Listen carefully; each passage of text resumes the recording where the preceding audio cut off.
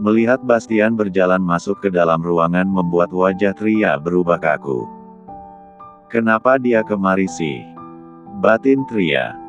Bastian menatap Paman Andra. Apa nama kamu Pak Andra? Namamu cukup terkenal dalam dunia perhiasan. Paman Andra tersenyum. Tuan Bastian pernah mendengar nama Ki. Wah, aku sungguh merasa terhormat. Tuan Bastian, kenapa Anda datang ke ruangan saya? Tria tersenyum. Ternyata pria pada malam 6 tahun lalu adalah Bastian. Dia merasa dunianya runtuh. Bastian menjawab dengan tersenyum. Kita ini mitra kerja. Sebagai pemegang saham terbesar, aku rasa wajar saja jika ingin mengetahui progres dari anak perusahaan Jaya Gresi. Tria hanya tersenyum. Dia tahu bahwa tujuan Bastian bukan hanya itu saja, melainkan ingin tahu apa langkah Tria selanjutnya. Tentu saja. Tapi alangkah baiknya kamu kabari kami dulu agar menyiapkan jamuan untukmu. Sahut Tria kemudian berdiri.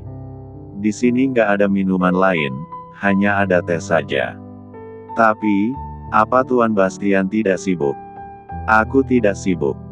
Bastian lalu duduk di sofa sambil menyilangkan kaki. Aku masih banyak waktu jika hanya sekedar minum teh. Tria terdiam. Sungguh sikap Bastian ini membuatnya emosi. Paman Andra menyenggol Tria, aku pergi bikin teh dulu. Setelah kepergian Paman Andra, Tria melipat tangan di dada dan menatap Bastian datar. Aku yakin, Tuan Bastian kemari bukan hanya sekedar berkunjung dan minum teh. Memang bukan. Bastian lalu bersandar di sofa. Aku sudah melakukan tes DNA pada anak itu. Tuan datang kemari hanya untuk bahas masalah pribadi. Lucu sekali. Bastian memicingkan mata. Kamu nggak kaget? Tria malah tertawa kecil. Aku nggak tertarik dengan masalah pribadi Tuan Bastian. Jadi, buat apa aku kaget?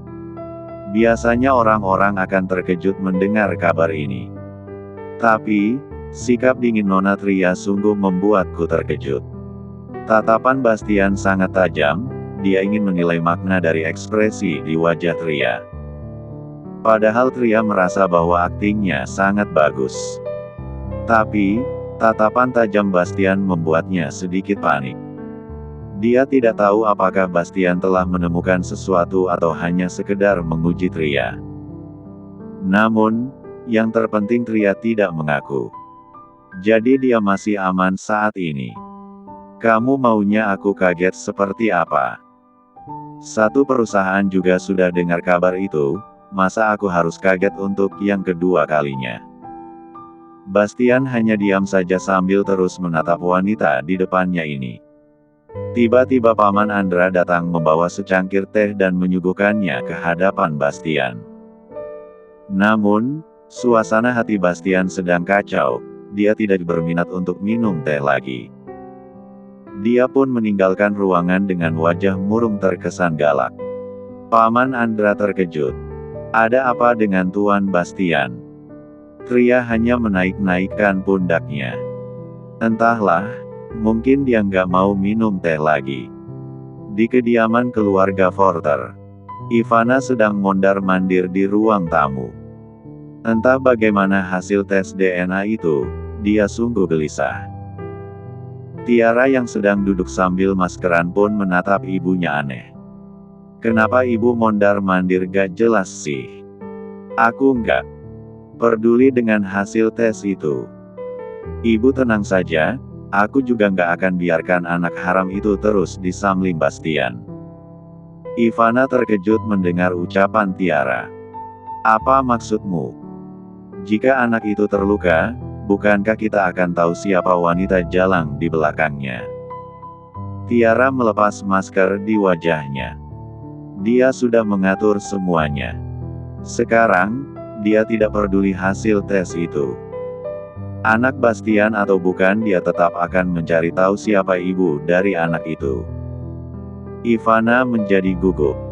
Bagaimana jika ketahuan? Ibu tenang saja. Lagian aku nggak mau bunuh dia, aku hanya ingin ibunya keluar. Tapi, jika dia nggak nurut perintahku, aku nggak akan segan buat habisi dia. Tiara tidak merasa takut. Dia hanya akan menguji ibu dari anak itu. Lagian anak itu hanya bocah cilik, jika tangan atau kakinya ada yang patah, bukankah orang-orang akan menyalahkan orang tuanya saja karena tidak menjaga anak dengan baik? Alexa menghentikan mobil di depan sebuah toko kue. Dia pun menoleh pada anak di belakangnya. Kamu tunggu di dalam mobil ya. Aku pergi beli kue buat kamu. Terima kasih Kak Alexa. Kali ini bukan Clarissa yang masuk kerja melainkan Sofia. Sofia melambaikan tangan sambil tersenyum. Tak lama setelah kepergian Alexa, tiba-tiba dua pria bertopeng masuk ke dalam mobil dan membekap mulut Sofia. Awalnya Sofia ingin berteriak, tapi tiba-tiba dia kepikiran sesuatu dan menutup mulut rapat-rapat. Pria bertubuh gendut menatap Sofia sambil memainkan pistol di tangannya. Anak manis yang patuh ya. Jika tidak mau aku cincang. Sementara temannya yang bertubuh kurus mulai mengendarai mobil. Saat Alexa keluar dari toko kue, dia melihat mobilnya yang melaju. Tolong! Tolong! Ada pencuri mobil, Alexa berteriak panik.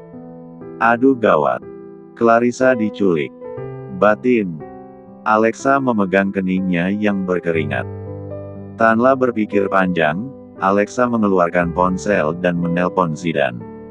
Saat ini hanya Zidane yang bisa membantunya. Kembali pada Sofia. Kedua pria bertopeng membawa mobil itu ke pinggiran kota.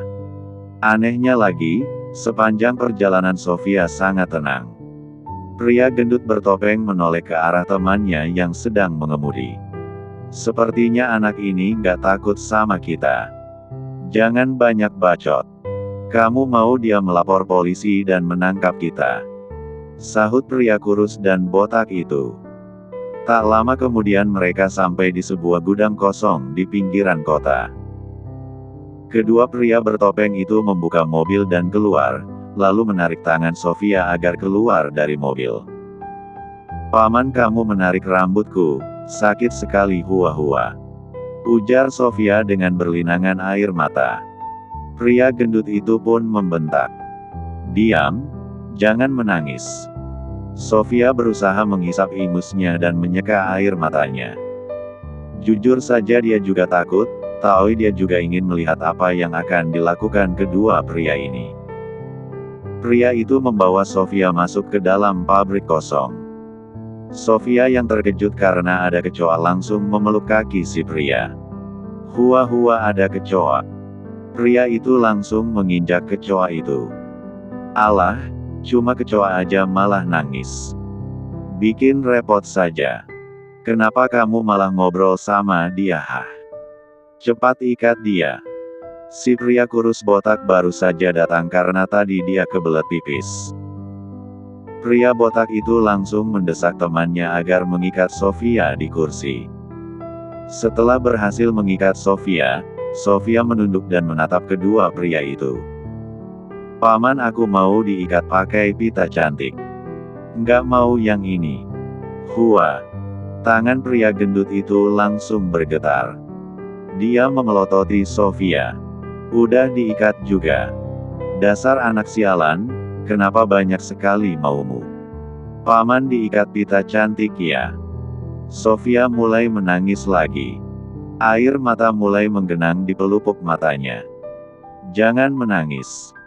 Teriak pria gendut itu bahkan suaranya menjadi serak. Sofia yang ketakutan langsung menampilkan wajah cemberut. Dia menangis sambil menatap pria itu saja. Setelah itu, pria gendut pun menuruti kemauan Sofia agar diikat pita. Pria itu berjalan dan berdiri di samping pria kurus botak. Menurutmu apakah Nona Tiara itu gila? Dia malah memberikan kita 1 miliar hanya untuk menculik anak ini. Kenapa? Kamu nggak suka duit? Pria itu menyalakan sebatang rokok.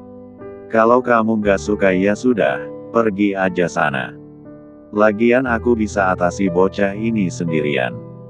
Ya maulah. Mana ada yang nolak duit. Hanya saja, kurang menantang. Sahut pria gendut sambil senyum lebar. Si pria gendut mulai berpikir, menculik satu anak saja dibayar 1 miliar. Bagaimana jika menculik 10 orang anak? Bukankah dia akan menjadi orang kaya dadakan? Sofia bisa mendengar percakapan mereka. Dia mengangkat kepala dan berteriak. Hei paman jelek, apa benar yang menyuruh kalian Nona Tiara? Kedua pria itu spontan menoleh ke arah Sofia. Pria kurus botak hanya diam saja, tapi pria gendut di sampingnya mulai panik hingga gemetaran. Kak, gimana ini? Dia sudah dengar percakapan kita.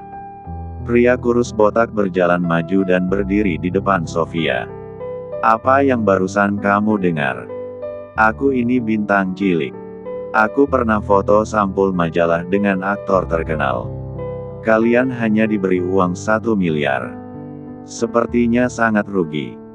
Setelah mendengar ucapan Sofia, pria gendut berjalan ke sisi pria botak. Kak, dia benar juga, sepertinya kita memang rugi. Pria kurus botak itu langsung memukul kepala temannya dan berkata, dasar nggak bersyukur.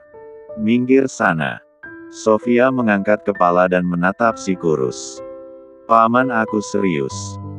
1 miliar sangat sedikit, nilaiku bahkan sampai 100 miliar atau 1 triliun. Si kurus menatap Sofia dengan curiga. Dasar bocah licik. Kamu ingin mengelabuiku ya?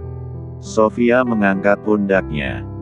1 orang 10 miliar, jika kalian dapat 2 orang sepertiku berarti 20 miliar jadi milik kalian. Tapi semua tergantung kalian.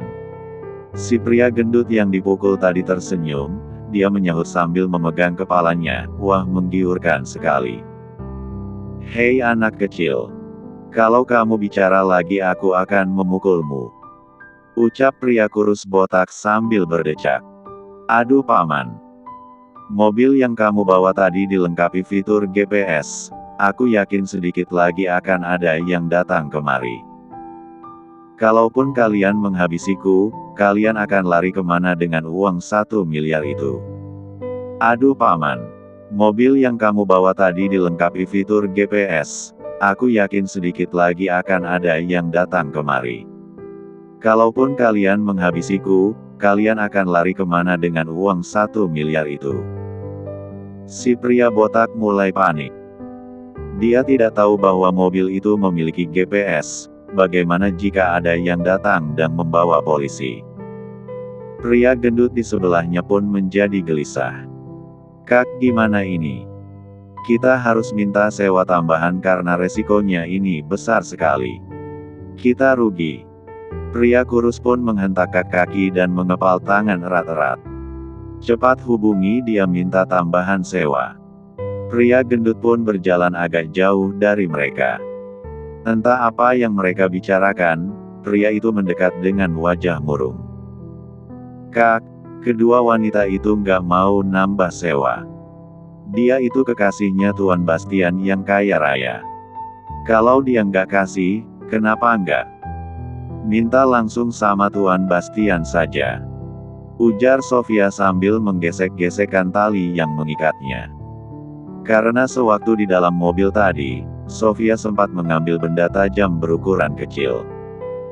Pria kurus itu melirik ke arah pria gendut.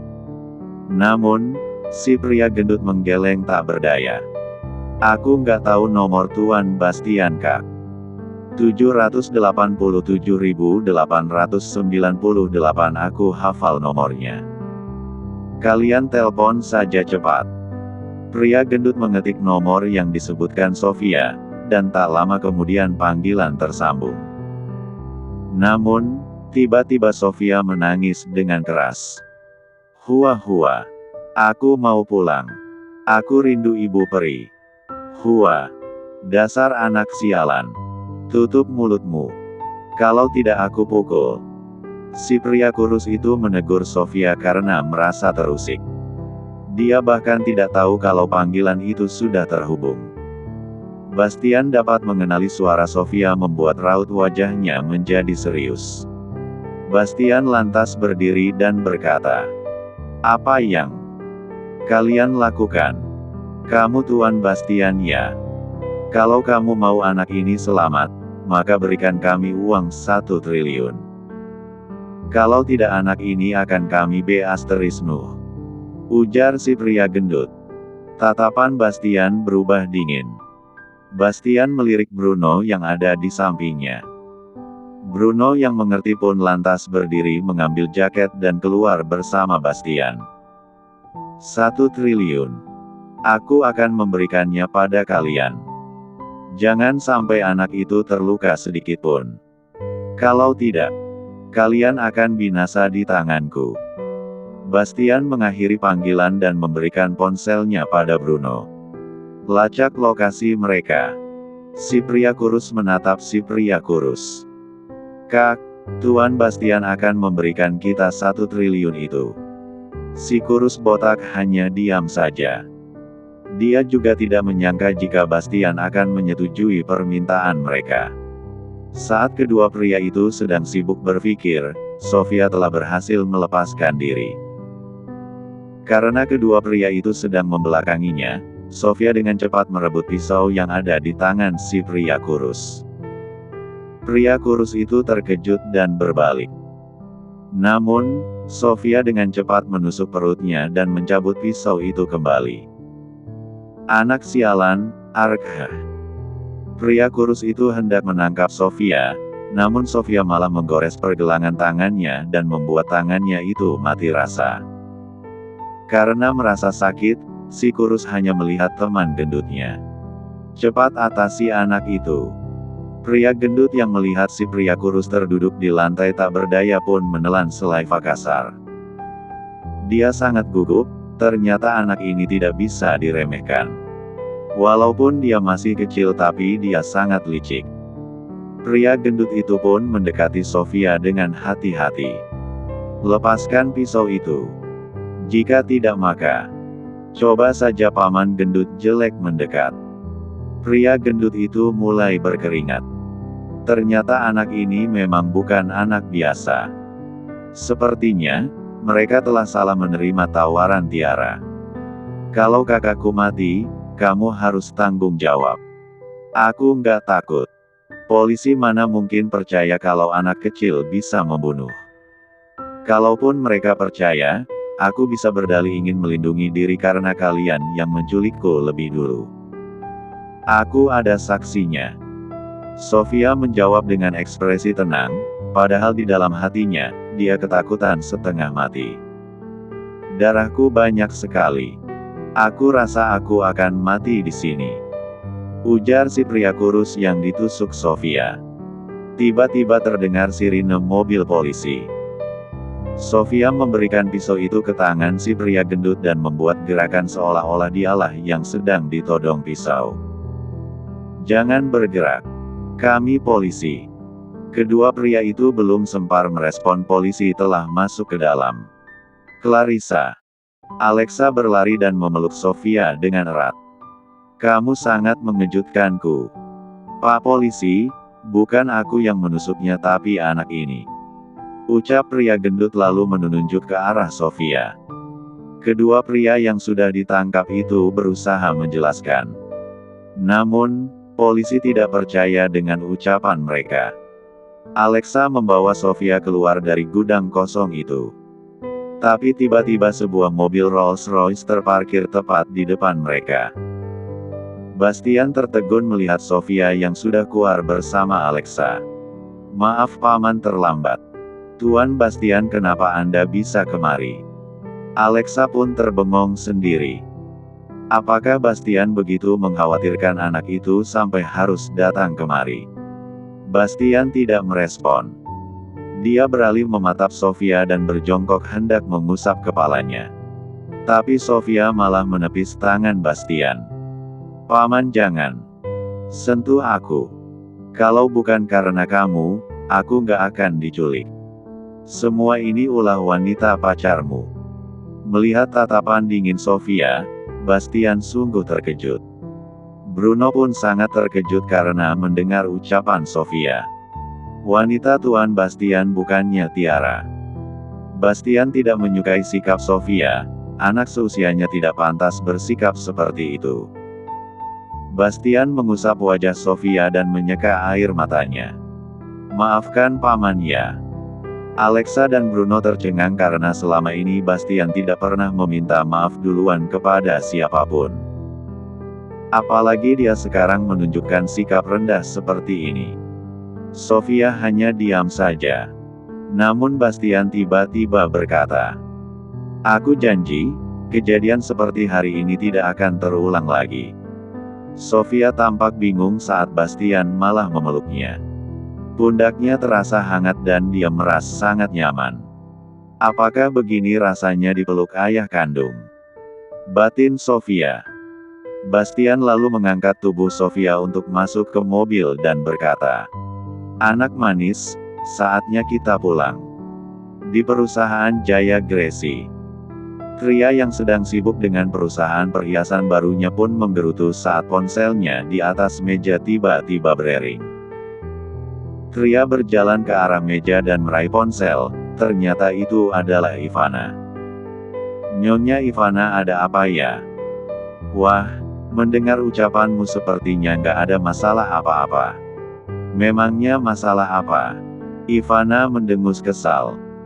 "Nyawa anak kecil itu sedang deka ujung tanduk tapi kamu malah terlihat sangat tenang begini.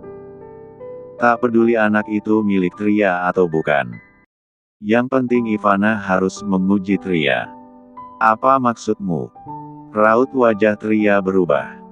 "Sekarang anak itu pasti sedang disiksa. Atau mungkin telah mati." Mendengar ucapan Ivana, wajah Tria berubah muram. "Ivana, coba saja kalau kamu berani." "Oh, ternyata benar ya kalau anak itu milikmu. Memangnya kenapa kalau dia anakku? Jika terjadi sesuatu padanya maka jangan salahkan aku bertindak lebih jauh." Tria mengepalkan tangannya erat-erat. Ivana sangat emosi pada Tria. "Ternyata kamu sengaja ya bohongi kami semua.